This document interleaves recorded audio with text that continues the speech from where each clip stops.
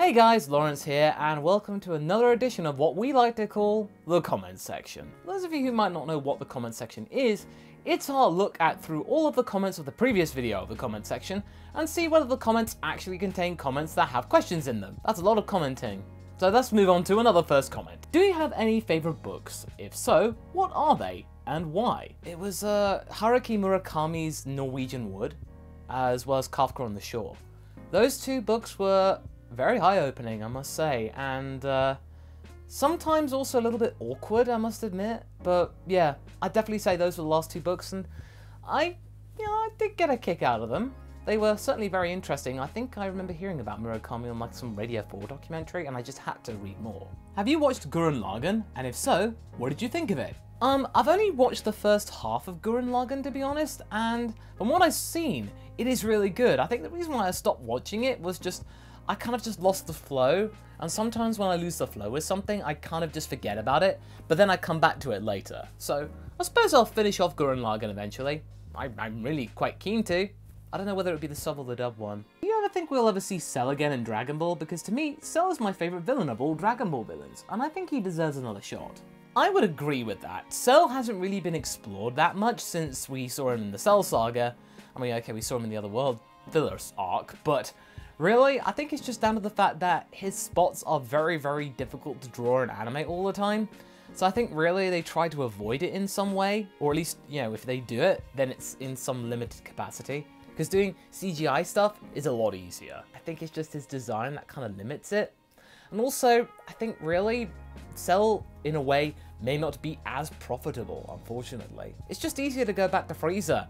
And now in the likes of Super in the future, it seems like Frieza's just gonna be around and be a thing. And be, ah, curse you, Goku! I shall get you again someday, you filthy monkey, you! Have you ever watched Fist of the North Star and or Neon Genesis Evangelion? I've only watched the first 4 episodes of Evangelion. I mean, I must admit, it's something that didn't really grip me. And that's really, really surprising, because I liked its sister anime. Well, I loved its sister anime, Martian Successor Nadesco. I mean, those two came out roughly the same time, and they both have the same main character. But, Fist of the North Star, I remember briefly watching it when I was younger, and quite honestly, it was just due to the fact that in the UK, it was massively censored for the thing that everybody knows Fist of the North Star for. When I was a teenager, I wanted to see that because it sounded brutal. You were in Split, Croatia, weren't you? How about visiting Bosnia as well? We didn't have any time to go to Bosnia while Philly and I were on our cruise, but we were in Split. We walked down all the promenades, we went up to some of the castles where they filmed stuff for Game of Thrones, as well as actually looking through all the kind of inner workings and all the markets and stuff like that. It's really, really nice, but it was really, really hot at the same time. And it's also where I was able to find a curlier for the first time. So yeah, Pokemon Go tourism! Hi Lawrence, what is the one anime you dislike or hate? For me, it's School Days. You can probably guess why. If anyone's not seen School Days, I just watch a compilation of it, or just play the game, School Days HQ. Because honestly, the big message for that game and anime is, temptation sucks. But I suppose, I'd agree with you on School Days, but honestly, there was another anime that really irritated me, and I think I reviewed it like years ago. It was called Glass Slip. And it was just a bunch of characters who didn't really talk to each other, they didn't really get on. The main dude was really abrasive and just totally unlikable. It just didn't really go anywhere. I think it was really trying to emulate those kind of chilled back slice of life anime like Canon and Clannad, whereas you can get away with those series where nothing really happens, but you just like the world and the characters and it just works. This one, oh, it was really, really annoying. Oh yeah, and there was meant to be some kind of magical element, like they could see the future or have some kind of clairvoyant powers. No, didn't really get explored. Hello from Slovenia.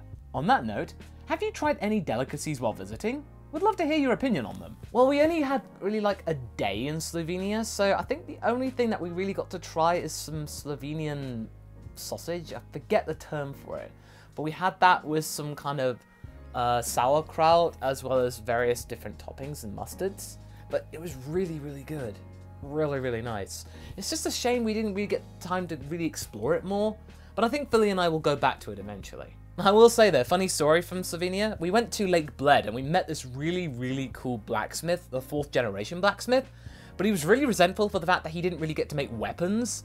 So he was like thinking, oh, I just get to make all these little trinkets, but unfortunately I would like to make weapons, but we don't have the right types of materials here. Oh. but he was a very eccentric blacksmith.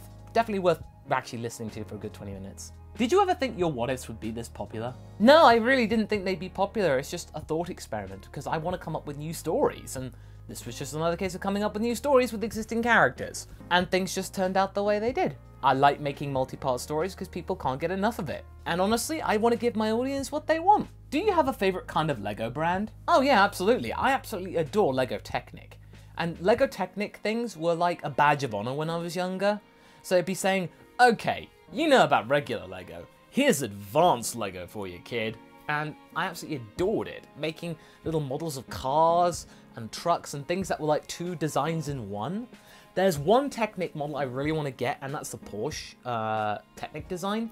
It's really, really expensive, but I know that it goes on sale quite frequently. Have you ever watched or at least heard of Cowboy Bebop? We had a DVD set of it, like back in the day, and then it was on like CNX and UK Toonami all the time, because that was pretty much the only kind of anime that people who didn't like anime would necessarily watch, because it was kind of cool. But honestly, people, the only thing that you really need to remember from that series is, never leave stuff in the fridge.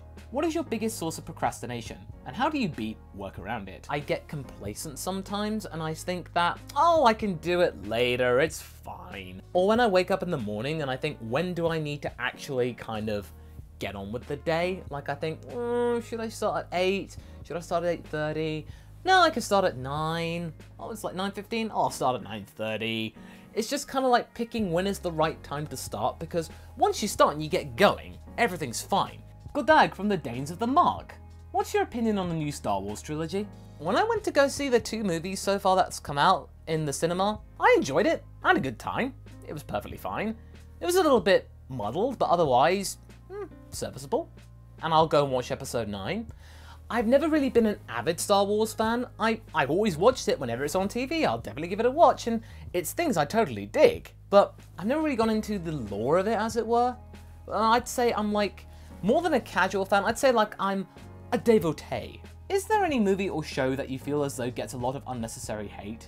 If so, which is it? Well, I gotta admit, Bicentennial Man, one of the things that I actually based my tagline for this channel on, really got a lot of hate, and a lot of people that I frequented with online would say that movie sucked. And I love that movie. It's something I really hold dear.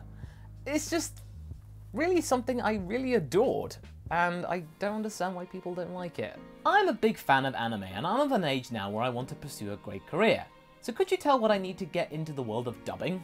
You cannot make a career dubbing anime, because dubbing anime, in America especially, it doesn't really pay the bills. You get paid much less than you do in other types of work, so really, if you want to get into voiceover, don't make anime your sole bread and butter.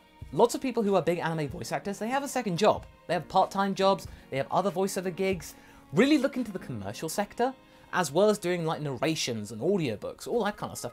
Pick your topics, be diverse. Just make anime one of your things, because nowadays you can record from home, you can pretty much do any type of genre you want to do. Do you like Power Rangers? Well, yeah, I do. I grew up with Power Rangers all the time, and I don't necessarily watch the new ones, but I always like to hear what the new type of genre is, and I'm more into Super Sentai these days than I was Power Rangers. Hey Lawrence, what is your favourite food? Do you know how to cook it by any chance? My favourite food ever has to be red Thai duck curry. I just absolutely love Thai food. It's probably my favourite type of food, other than Japanese food, like sushi. I absolutely adore that too. But if I can go out for Thai, I'll be really happy. And if I can cook it, I guess I could. I have made Thai pork curry because I cook quite regularly these days. So I have to actually try and make a red curry, but I give it a go. What is your favourite Super Saiyan transformation? That would have to be Super Saiyan 2.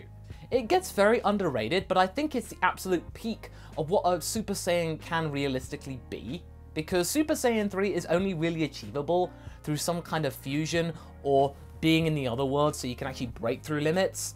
Whereas with Super Saiyan 2, that is what you can realistically get to. Switch, PS4 or Xbox One? Well, I can't pick Xbox One because I don't have one. PS4's kind of neat, but I don't really play PS4. And Switch? I'd say they all have their own really good qualities. They have their own types of niche and types of market, so I'd say all of them.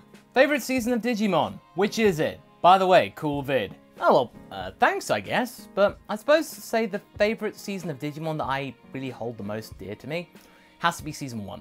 I think I just like the simplicity of it all, and it just really kind of connected with me at the time. just holds pure nostalgia. I did like Season 2, but it was alright, but it just didn't quite feel the same to me. And as for Digimon Tamers or Season 3, I couldn't really get behind it at all. I just didn't like the fact it was in the digital world entirely. It just felt a little bit apocalyptic. I don't know, it just didn't really sit well with me at the time. And the last question, are you gonna make this a weekly thing? That's what I've been doing, so, yeah? So that's all we got time for this week's comment section. Thank you to everyone who submitted a question last week. If you want to submit one for next week's edition, just leave a question down below and I will get to it. So be creative, people. Come up with something good. So, thank you so much for watching and I hope you have a good rest of your day. And once again, one is glad to be of service.